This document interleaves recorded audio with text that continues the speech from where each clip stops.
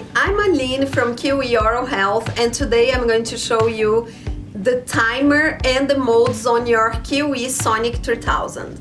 So first, the timer, how does it work? You are going to turn it on this on and off button here. It's going to work for 2 minutes with a 30-second interval.